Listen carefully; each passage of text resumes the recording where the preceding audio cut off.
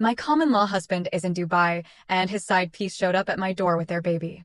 AITA for kicking her out even though she is basically homeless. My husband and I, 40F and 41M, have been together for 10 years, and I consider them years to be very loving and happy, but apparently not for him since he had a side piece obviously.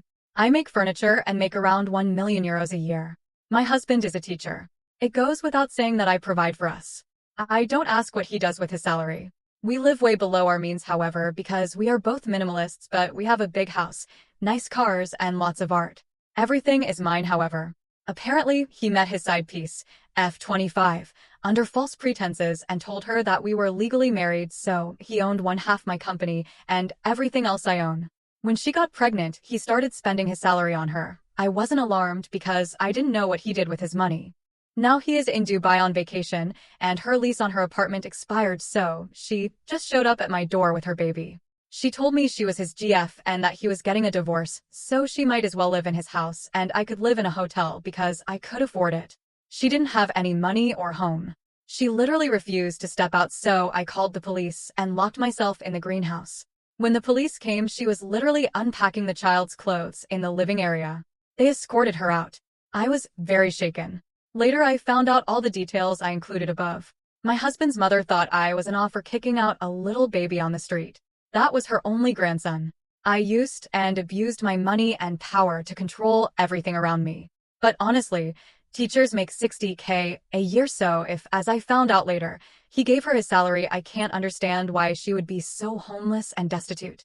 She had big designer bags, designer stroller, and these Van Cleef and Arpels jewelry when she showed up to my home. But now I am the update.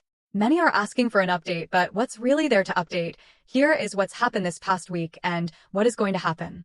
I will never see him again. It is over. He is back from his trip. Probably he wasn't expecting to start his summer vacation this way. My lawyer has already contacted him about what he's owed. It will be transported to his mother's apartment. Whatever more he thinks he is owed, he can sue me and I will be ready, and I hope he can afford my lawyers when he loses whatever lawsuit he plans to file. Apparently the apartment that his GF lost was his. He was sending her money for the rent, but she spent it on Prada instead. He swears that the baby isn't his and that he is going to demand a paternity test, like it would make any difference. Maybe for the baby, yeah. I hope to God that the child isn't his, however, so maybe there is still a small chance for that baby to have a better future and more loving parents. I am moving in with my parents. Right now I am in a hotel, but I have no desire to be in that house again with all the memories. I am selling it, and while I find a new home and sell this one, I will just live with my family. The GF has contacted me a few times via social media because she needs to talk.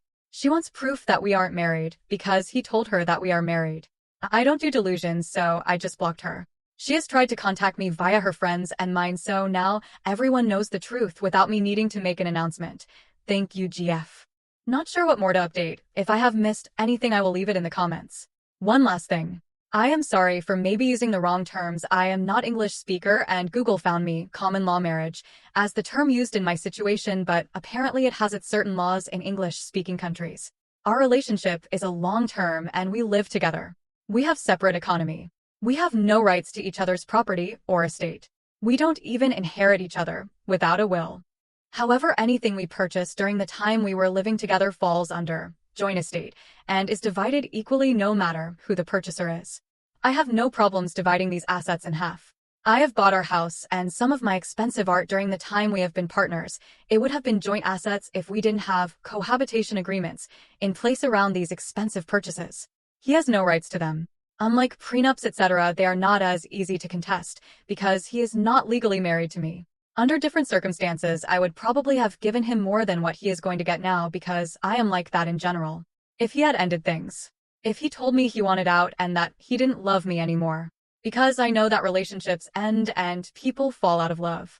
He could have respected me enough to give me that at least, but he didn't. So I will literally be counting spoons and napkins, and he will not get a dime over what he is owed.